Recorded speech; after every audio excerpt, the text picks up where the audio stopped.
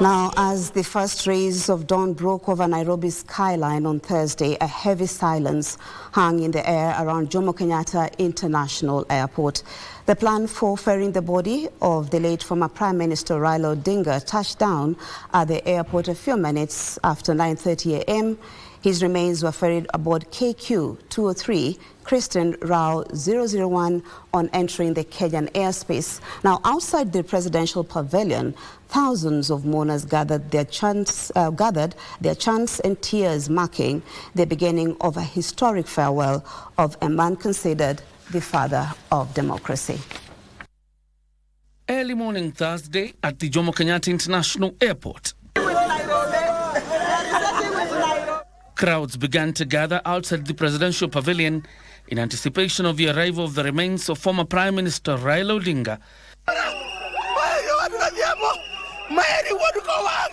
who died while undergoing treatment at a hospital in India.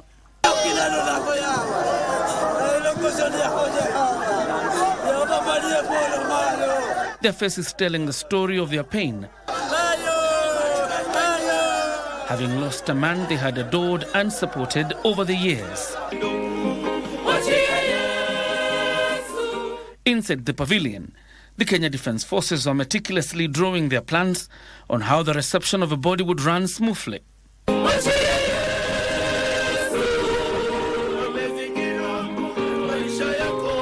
The tunes by the KDF Band and State House Choir aptly captured this somber mood.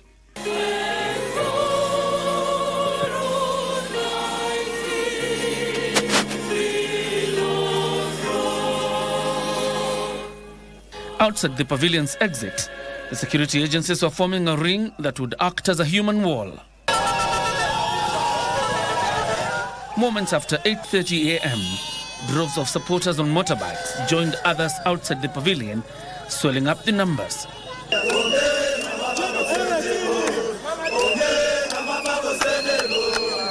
From around 9 a.m., VIPs using the pavilion's entrance started to make their way to the reception.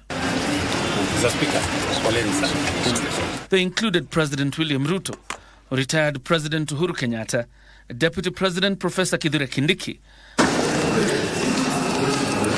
members of the Odinga family and other senior government officials. And there will have a salute. At around 9:35 a.m., the KQ 203 flight from Mumbai, christened RAW 001 since hitting Kenyan airspace, was sighted as it taxied on the runway of the JKIA. At this time, senior ODM officials, cabinet secretaries and a section of opposition figures were lining up on the red carpet in readiness for the ceremony to receive his remains.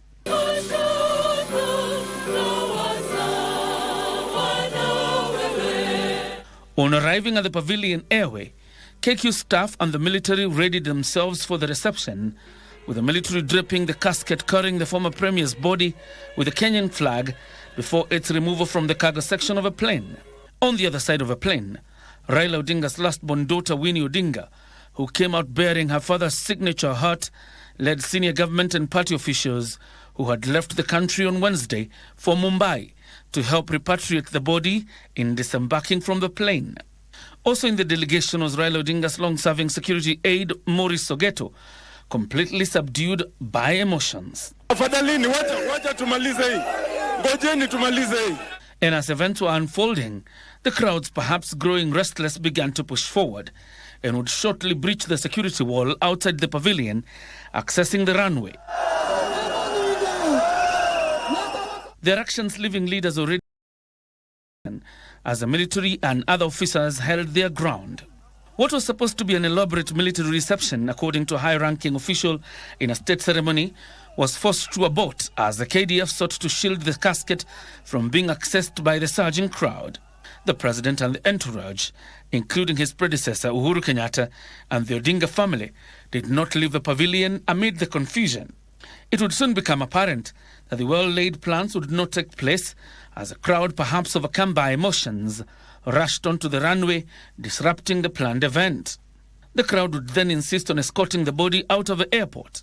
It took more than 45 minutes to get the mourners and the gun carrier out of the JKIA facility as the crowds kept surging. It is then that the journey to the public viewing of his body would begin. Just outside the airport, efforts by Deputy President Kithure Kindiki, Senator Oburu Oginga, who are co-chairs of a National Funeral Committee, and Interior CS Kipchumba Murkomen to allow faster movement of a procession fell on deaf ears. We don't take this for granted because this thing has hit us. It has hit us hard and it has hit us right in the heart. Mama na family, tafadhali wafanyie heshima zao za mwisho. So